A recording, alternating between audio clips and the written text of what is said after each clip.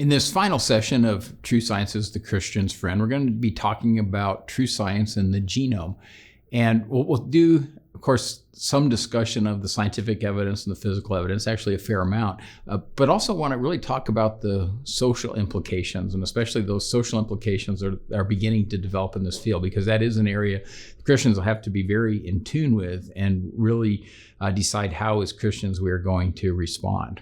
And so when we talk about true science and the genome as it relates to the idea of evolution, probably the most straightforward way to think about it is the Bible tells us that, in the beginning, God created the heavens and the earth, and it talks about God creating the different kinds of life all throughout Genesis 1. And so when God made those original created kinds, there's a certain amount of genetic information in those created kinds. And it turns out there's just a tremendous amount of genetic information in those kinds. We know that from, for example, a single pair of dogs of the dog kind, you can get all of the breeds of dogs that we see today. That's how much information was in that original genome for the different physical characteristics of all the dogs that we see. And so again, we see just a tremendous amount of genetic information present at creation. And of course, that was the genetic information that God put in those created kinds, with the genetic information just being how God codes for the physical features of life.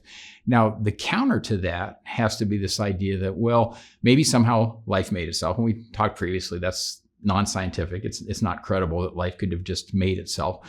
But then the idea is that, well, somehow once that life made itself, that through mutations and natural selections, it would somehow create all of the genetic information needed for all of the life that we see around us. Well, that also goes against what we're learning from true science. And so we know that what mutations and natural selection do is, at best, you conserve information. And in a lot of cases, genetic information is actually lost. So in other words, it is showing the opposite of evolution. The one, I guess, term or phraseology that we need to learn, we talked about a lot about eloquence and linguistics and ways that people can be deceived, or when there's an intentional deception going on. Talk about the trickery and the craftiness in Ephesians 4:14 through 15. To me, this is another example. A lot of times, the word microevolution is used to talk about maybe small changes, small changes that we see in life. And of course, linguistically, if you have lots of microevolution, the idea is, well, maybe that gives me macroevolution. And so again, the idea is, well, microevolution, that's small changes. Go down to the pet store, you see a new breed or dog or cat. Hey, that's microevolution.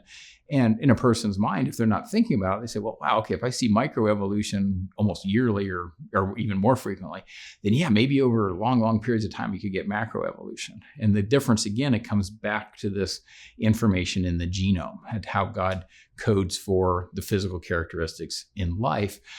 Because what microevolution is doing, at best, it's even, but usually it's losing information. When we see a new breed or dog or cat, there's no new genetic information.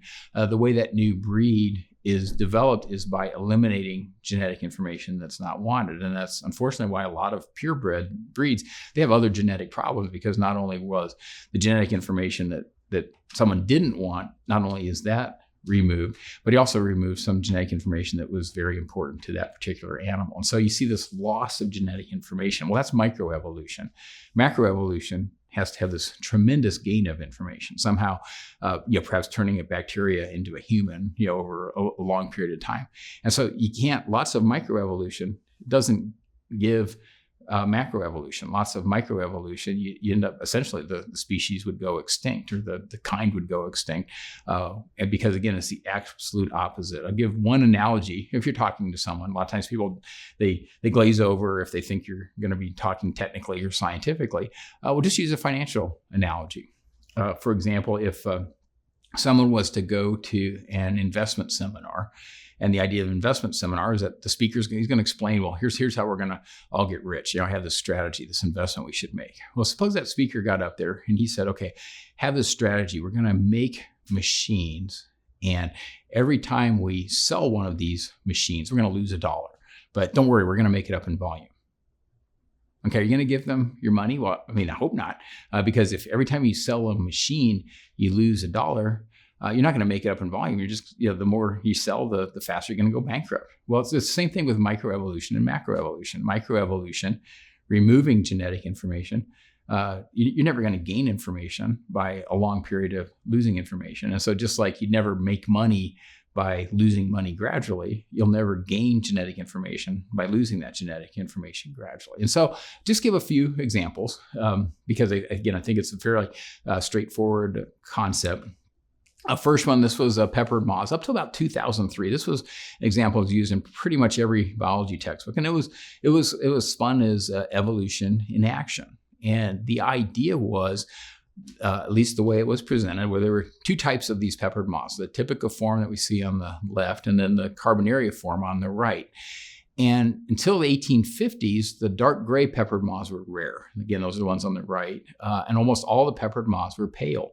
And the reason that was given was the moths would sit on birch bark, this kind of a tree around London or places in England, and the pale moth on the left would blend in very well with the bark, and the dark gray moth on the right would not. So a bird could be flying along and it would easily see the dark gray moth tend to eat it more than it would the pale moth. And so it kind of makes sense. I mean, that's natural selection. The moth that shows up the best, that's the easiest to spot, well, it's going to tend to get eaten. And so that makes sense, natural selection. So it says around 1850, dark pepper moths started to become more common, especially in heavily industrialized areas where pale tree trunks were darkened by heavy pollution. So that makes sense. Now those dark gray moths, they're blending in better if on a darkened tree trunk. By 1950, pepper moth populations living near industrial centers consist almost entirely of dark individuals. But then since 1950, when pollution controls were in place, the bark is starting to get lighter again. And so now we're seeing that typica form, kind of the pale form, starting to come back. And so that's all fine. It's natural selection. It makes total sense. But then it's spun somehow as evolution in action. Well, of course, from our previous discussion, we know that has absolutely nothing to do with evolution. And the reason is the information for the dark gray moths, the information for the pale moths, it was always there. And so there's no new genetic information being created. All we're seeing is just natural selection that might shift a population density, but absolutely nothing to do with evolution. Now, this was kind of I call it like a flagship example. But if you look at the other flagship examples, Darwin's finches now are starting to replace it. It's the same thing. The information for the changes that are being seen was always in the genome. And you'd have natural selection that, again, changes the population density or the fraction of certain individuals in that population. That's just natural selection. Again, no new genetic information being created. And you see that in all of the examples. Literally none of the examples of evolution in any of the textbooks has anything to do with evolution. A lot of them are neutral. What's even more ironic is some of the examples of evolution are actually the opposite of evolution. In other words, they show a loss of genetic information instead of a gain. I'll give an example of that would be a bacteria developing resistance to antibiotics. And of course, in a lot of the literature, it's referred to as bacteria evolving resistance to antibiotics. And so from True Science, we know 3 ways that bacteria develop resistance to antibiotics. First 2 are information neutral. Third one is actually a loss of information. And so with the first 2, for example, say I'm infected with a bacteria, I take an antibiotic, and that antibiotic kills 999 out of 1,000 of the bacteria that are infecting me. Well, that's a really good antibiotic. But if my immune system doesn't kill that last bacteria, and then my body's recolonized, that bacteria recolonizes my body, well, now it's an antibiotic-resistant strain of bacteria that I'm infected with. But it had nothing to do with evolution because the information to resist the antibiotic was always there. There's another process called plasmid transfer where essentially small loops of DNA of information are transferred from, say, a harmless bacteria to a harmful bacteria. It's just one of the ways bacteria interact that can then take basically confer that resistance on the harmful bacteria that was present in the harmless bacteria. So that's actually becoming a serious problem. It's resulting in us regulating, rightfully so. It's a very important subject, something we really do need to address. Waste from hospitals, other places where this type of transfer could be occurring. But again, nothing to do with evolution, because the information to resist the antibiotics was always in the genome. In other words, that information has been there since creation, and it's just that's the information that's in this case being selected for. The third case is say a bacteria, some of the antibiotics, maybe they're designed so that the bacteria basically uptakes the antibiotic. In other words, it's basically taking in what it is, a poison that's going to kill it. Well, say it has an information losing mutation. So lost information, opposite of evolution, but it keeps it from being able to intake that particular, what is disguised as a nutrient, but it's really a poison. It can no longer pull that in. Well, it's lost genetic information, opposite of evolution, but it's resistant to that antibiotic. So it has developed a resistance to that antibiotic. It's not affected by that antibiotic anymore, but it came through a loss of genetic information. And that can be controlled genes that can be lost, information lost that cause the bacteria to produce an abundance of a certain enzyme, all kinds of factors that can lead to that. But again, it's actually developing resistance by losing genetic information. In other words, developing resistance through the opposite of evolution. So again, it's a very it's an often used example. I think it's just the vernacular. People say, oh, bacteria evolving resistance to antibiotics. Well, we've seen it has absolutely nothing to do with evolution. Again, it's nothing to do with creating new genetic information. So want to give another analogy. I like giving analogies. This is a case of, it's just kind of a thought exercise, but we're talking about natural selection and mutations. And so could that really just kind of from a common sense thought exercise, would we really expect that to add information to the genome? And so one of the things we can think of, we did a business analogy previously. Well, let's do an automobile analogy. And so just think to yourself, just imagine the perfect automobile. Okay, so you have this perfect automobile in mind. Then, but before, you don't want to write a manual, of course, so you can make that perfect automobile, or someone can make that perfect automobile. So you write the manual for making the perfect automobile. Go ahead and make 1,000 copies of that manual. But before you actually make one of the cars, change 100 words in each manual. Okay, so you picture you had 1,000 copies of this manual, it was perfect. But now you change 100 words in each manual before you make a car. Well, how are the cars going to look? Probably almost perfect, maybe. It depends on which 100 words were changed. Just to give yourself some options, go ahead and make 1,500 cars using those 1,000 manuals. Okay, so you made 1,500 cars. These 1,000 manuals each had 100 words changed, different words. You change different words in each one. It's totally random change. Close your eyes. Hit the keyboard. However you make those random changes, totally random changes in what words were changed in each manual. Well, go ahead and make 1,500 cars.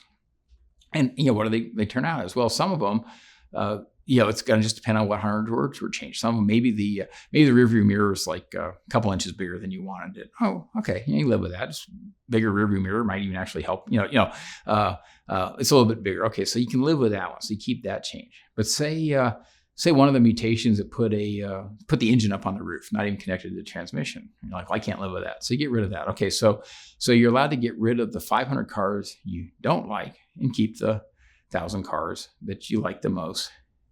Then keep repeating the process. So now take the manuals used to make the 1,000 cars that you kept and change another 100 words in each of those manuals.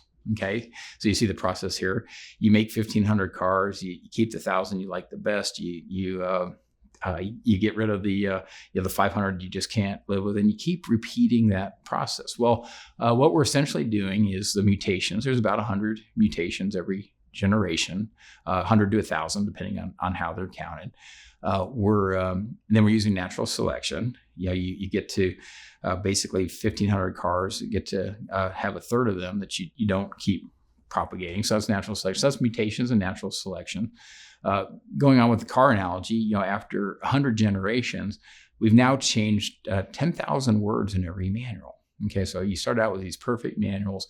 After the 100 times of doing this, every manual's that you're still using has 10,000 words changed in it. So that's kind of the mutations that have accumulated. And again, you've been using natural selection all along. So the question is, okay, what's going to happen?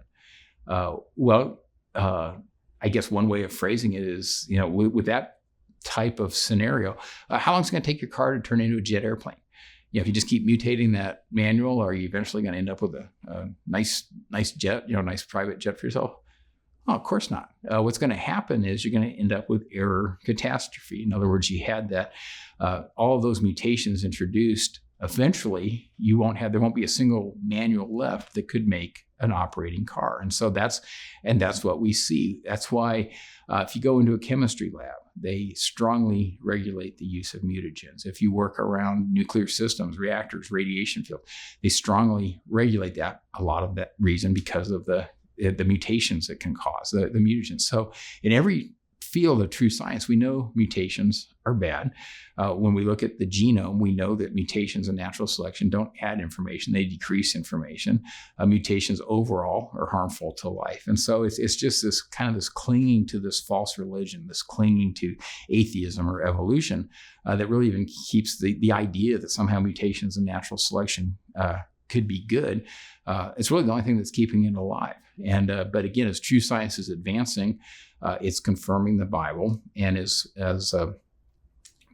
basically as we're becoming less ignorant, that is refuting atheism again, because again we can no longer hide behind the ignorance of the genome because we know what's really going on, and so that is powerfully refuting the ideas of atheism and evolution. Now, if we start looking though at some of the societal implications, this is why in the next coming decades, it's going to be an extremely important topic. So belief in evolution, again, impacting the most fundamental biblical commands. This is Luke 10:27. You shall love the Lord your God with all your heart, with all your soul, with all your strength, with all your mind, and your neighbor as yourself. And the reason that this is going to have an impact is the more people move away from the Bible, the more they move away from church, the temptation is going to be to focus on the physical and not the spiritual. And what we know is that our physical, the genome, the physical is degrading. That's becoming accepted. And so we can't hide behind the idea that, maybe a million years from now we'll be like really, really perfect. No, we know the opposite is happening. And so it's going to have some very frightening consequences if our societies focus on the physical and not the spiritual. This is a discussion about how the genome is degrading. So, a new paper, Lynch in 2016, written by a leading population geneticist, shows the human genetic degeneration is a very serious problem. He affirms that the human germline mutation rate is roughly 100 new mutations per person per generation, while a somatic mutation rate is roughly 3 new mutations per cell division. Lynch estimates human fitness is declining 1 to 5% per generation. He adds, most mutations have minor effects, very few have lethal consequences, and even fewer are beneficial.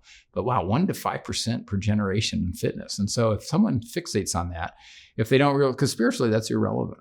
Spiritually we need to encourage people to obey the gospel. We need to keep them focused on the Bible, focused on spending eternity with God. Spiritually, that isn't relevant. But boy, physically, if someone's just totally focused on the physical, that's going to have a tremendous impact. 1 Corinthians 12:17-20, again, tells us we're all unique. If the whole body were an eye, where would be the hearing? If the whole were hearing, where would be the smelling? But now God has set the members, each one of them, in the body just as he pleased. And if they were all one member, where would the body be? But now indeed there are many members, yet one body. So again, this idea that we're all different, in this case, we all have, we've all had, frankly, just different mutations. We're all physically different. But again, that's not what's important. It's the spiritual that's important. But if someone focuses on the physical, because Christians aren't the only ones that have noticed this. If someone focuses just on the physical, you start having some very non-Christian, non-biblical attitudes develop. You have a survival of the fittest where compassion is bad. I've actually had people that I would consider to be self-consistent atheists. In other words, atheists that really think through the implications of atheists. And they will actually say that. They'll say that compassion is bad. It's going to hurt our genome. It's going to somehow degenerate us physically. And of course, it's exactly the opposite of what the Bible says. We know from the Bible that compassion is very good. We need to love our neighbors as ourselves. You have people talk about maybe having genetic screening before being allowed to have children. Again, focus on the physical. Now, if someone doesn't think we have free will, if they think we're just a bunch of chemicals reacting, again, several thousand trillion atoms reacting. Well, then you'll also have societal screening before being allowed to have children, because the assumption then would be those children are going to be completely controlled by the chemicals in their body, by their basically their physical makeup. The assumption would be they don't have free will. So yeah, if they had an ancestor that for whatever reason that society didn't like, then maybe they wouldn't be allowed to have children either. So those are ideas that are currently being floated. Now, where it is playing out, this was back in about 2017. And just for a few days, there was a lot of, and I hate to say it, but it was positive press related to this idea that babies with Down syndrome were being killed. Basically, they were being killed in the mother's womb. But the way the press was spun, it was, for example, one of the headlines was, Iceland eliminates Down syndrome. And so you start thinking, wow, just medically, technologically, how are they able to? With that spin, you could think, well, maybe that's great news. But unfortunately, when you read the article, it's actually horrific what was happening. They were essentially screening women, and if that woman had a baby that they thought might have Down syndrome, they would basically pressure her into killing her unborn child. And so it was very horrific what was being done. And so that was bad enough. But then the idea that somehow this was, there was an attempt to give this a positive spin was almost equally disturbing. And so this is a quote. This was a father that responded to that. He responded to an article in the Denver Post. It says, as the father of a wonderful 14-year-old son with Down syndrome, I was horrified at the news of a near eradication of children with Down syndrome in Iceland due to early identification procedures and early termination of pregnancies. It is clear that technology is ahead of understanding of the contributions that children with Down syndrome make to their families and to their communities. Studies show an extremely high happiness rate for families who have children with Down syndrome and also for persons with Down syndrome. And so really, really admire him for writing that letter. I mean, I'm sure he got a lot of hate mail in response, and and people can be pretty cruel. But then you also start thinking, it's a shame that he had to write the letter. And that last paragraph, it's almost like he felt like he had to justify his son's existence. You notice that he says, extremely high happiness rate for families who have children with Down syndrome, also persons with Down syndrome. What if it just been average? Does that mean that his child shouldn't have been allowed to survive? And of course, that's not all what he's implying, but just the thought that, there's going to be some in society that will, essentially try to eliminate others that have certain genetic differences, and that the people with those genetic differences or their friends and relatives are going to have to somehow stand up for them. That's really, I guess, disturbing to say the least. Now, around that time, this was October 3rd of 2017, there was a testimony. This was Frank Stevens. And so he had Down syndrome. And of course, his testimony was partially spurred by those events. His testimony, I'll just read some of it. I think the video is still out on YouTube. But he says, just so there's no confusion, let me say that I'm not a research scientist. However, no one knows more about life with Down syndrome than I do. Whatever you learn today, please remember this. I'm a man with Down syndrome and my life is worth living. So, good sense of humor. He's obviously saying he's not, there's a research scientist. He's there with someone with Down syndrome. But again, I couldn't imagine having to get in front of a committee of people and tell them, hey, my life's worth living. You should let me live. You should be glad that you allowed me to live. It goes on and says, sadly, across the world, a notion is being sold that maybe we don't need research concerning Down syndrome. Some people say prenatal screens will identify Down syndrome in the womb, and those pregnancies will just be terminated. Again, he's talking about something he has that basically could result in a death sentence. I don't really, just the fact he got through this testimony was impressive. Goes on and says, it's hard for me to sit here and say those words. I completely understand that the people pushing this particular final solution are saying that people like me should not exist. That view is deeply prejudiced by an outdated idea of life with Down syndrome. Seriously, I have a great life. And so then he talks about, some of the things he's gotten to do. At the bottom, he says, seriously, I don't feel I should have to justify my existence. Well, that's very true. But to those who question the value of people with Down syndrome, I would make 3 points. And so he talks about research, talks about Alzheimer's and immune disorders. Talks about, again, the note that for whatever reason, people with Down syndrome, the way he phrased it, says an unusually powerful source of happiness. But then the final one, he says, we are the canary in the eugenics coal mine. And that's another one that really hit home is, okay, so if, obviously countries around the world are deciding to eliminate people with Down syndrome, that's horrible. But why would they stop at Down syndrome? Why not next year have maybe 10 different genetic differences? Maybe the following year, 100 different genetic differences. Maybe the following year, 1,000 different genetic differences. And so again, that's when he talks about the canary in the eugenics coal mine. That's very powerful. That's something as Christians that we need to really be alert to, really be fighting against. And so this isn't new. As the Bible says, there's nothing new under the sun. This type of thinking was actually popular again about a century ago. This was Hunter's A Civic Biology. It was the most widely used biology textbook. Again, this was pre-World War II, but this is a 1914 edition. It says, if such people were lower animals, we'd probably kill them off to prevent them from spreading. Humanity did not allow this, but we do have the remedy of separating the sexes in asylums or in other places, and in various ways preventing the intermarriage and the possibilities of perpetuating such a low and degenerate race. Remedies of this sort have been tried successfully in Europe and are now meeting with success in this country. So you notice a few things. Now, he's not talking about Down syndrome. He's just talking about people he apparently considers inferior. But you notice a few things there. First of all, he's saying humanity will not allow those people to be killed off. Well, unfortunately, that may have changed in the past 100 years because now we're openly saying we need to eradicate certain people. So that, again, may have changed. Then he also, though, talks about remedies of this sort have been successfully tried in Europe. And just the idea that it's kind of the peer pressure. Well, hey, over here they're doing this, and it's working great. Then we should do something that's horrible also. And again, this is pre-World War II. Just think, and we'll talk some about that. But just think of how that played out. That thinking in Europe that hey, there are lower and degenerate races, and there's some races that are better than other races, and maybe there's a master race, and you can almost see where that was leading. But again, this was 1940. I mean, this was 25 years before World War II. But that type of thinking was still in place. When we talk about children in general, of course, the Bible is very clear. Psalm 127, 3-5.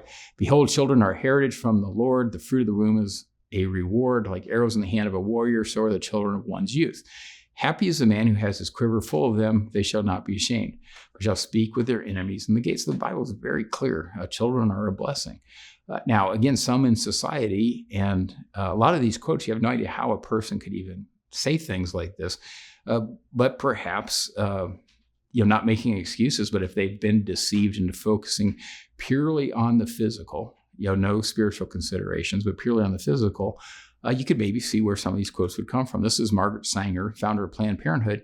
She says, the most merciful thing that the large family does to one of its infant members is to kill it.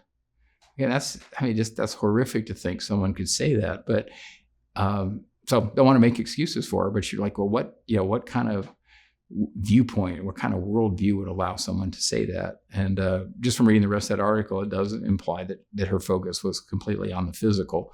And then, of course, she also had many writings, and among them were this idea that we need to kind of screen babies and make sure that we have better babies. This was her idea. She had idea for an American baby code shall be to provide for a better distribution of babies, protect society against propagation and increase of the unfit.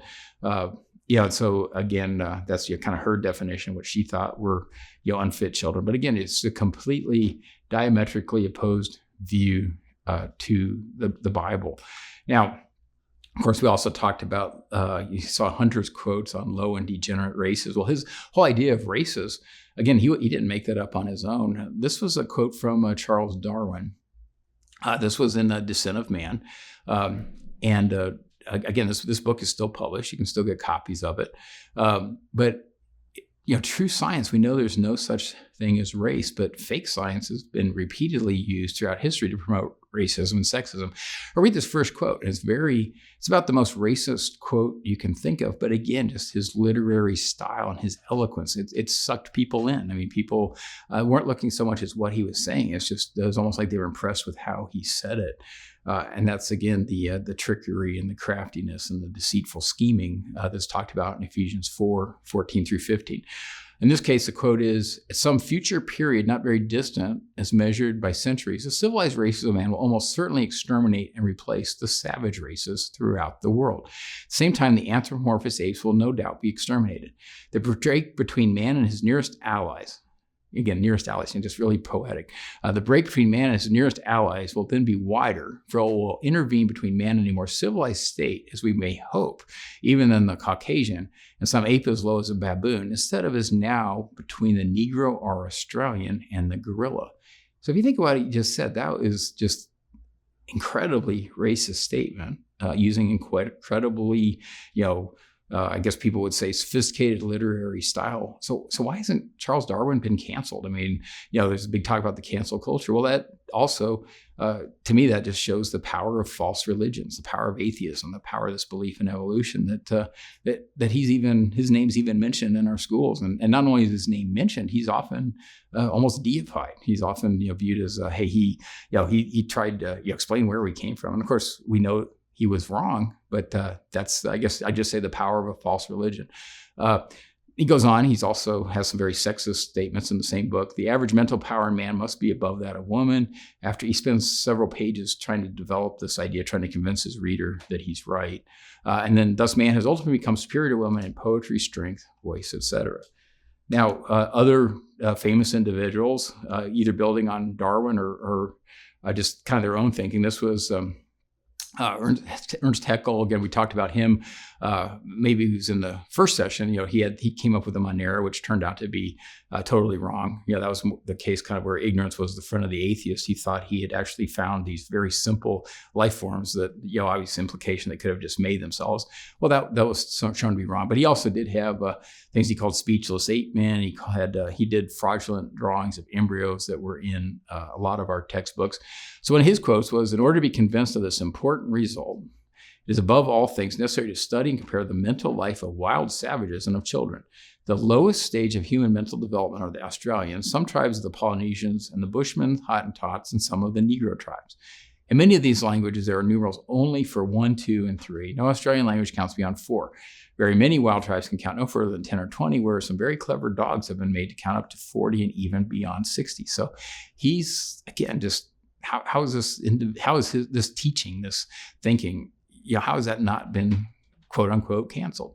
Extremely racist, and everything in there is wrong, by the way. So again, it's kind of like he used ignorance when he was talking about the Monera. He used their ignorance at that time to try to make these claims about tribes and how much they could count and everything else. And so it's all wrong, but it's just the whole idea that thinking is allowed to basically isn't countered. People say, well, you have free speech. Well, we should also have the freedom to counter this type of teaching or these kinds of conclusions.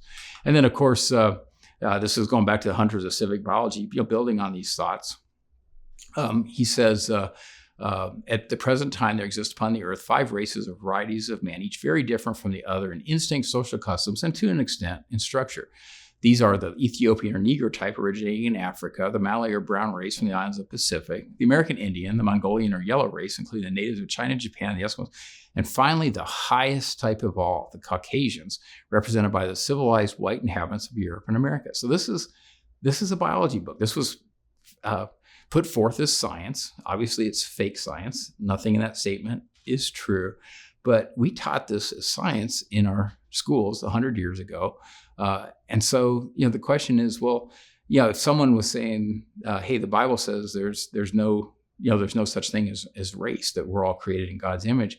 Well, someone could, it's not the only reason someone would be a racist, but they come in, no, I learned it in my biology class. I learned it in science, that no, it's actually, there's these 5 races, and Caucasians are the highest type of all.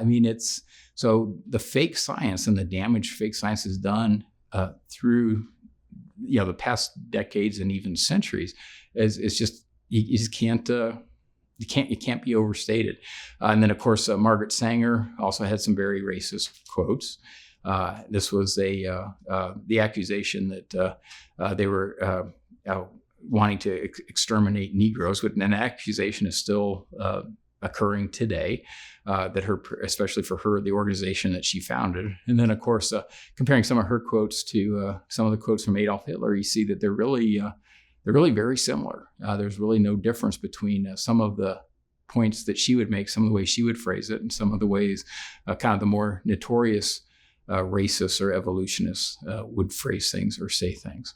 Now, of course, what the Bible says about races, Acts 17:26, and he has made from one blood every nation of men to dwell on the face of the earth, and has determined their pre-appointed times and the boundaries of their dwellings. In Genesis 1:27, so God created man in his own image. In the image of God, he created him. Male and female, he created them. So again, biblically, we know there's no such thing as race. All people are created in God's image. But again, fake science will be used to promote evil, claim evil is good and good is evil. Isaiah 5:20-23. Woe to those who call evil good and good evil, who put darkness for light and light for darkness, who put bitter for sweet and sweet for bitter. I'm just going to go quickly through about 5 more slides and then give the conclusions, because this holds true in all areas. We didn't, for example, get to talk about vestigial organs and structures during these sessions. But just quickly, a vestigial organ, that was believed to be an organ or a structure that had no function. It was just an evolutionary leftover.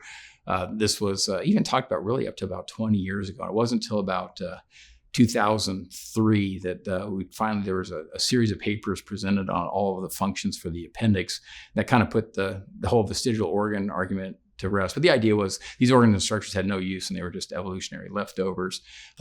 Functions were found for all 180 of those organs and structures. And so that's pretty much been put to bed, although you'll still see it every now and then in a magazine or a textbook. We'll say that it did slow scientific progress. When you think about it, who's going to bother studying an organ or structure that they've been told is just a useless evolutionary leftover? So could make the case that it sets science back. Ignorance was the atheist's friend. For almost 100 years, they used these somehow as evidence for evolution, but data and true science are the Christian's friend. Mentioned junk DNA. That was very short-lived. This is a quote from a famous atheist in 2009. Talks about pseudogenes, being useful for embarrassing creationists. It's kind of ironic. I mean, unfortunately, people probably still read that particular book. Literally within 3 years, that whole argument was debunked. There's really no such thing as a pseudogene. One of the ways it was debunked, this was in 2012. There was a project called basically the ENCODE project.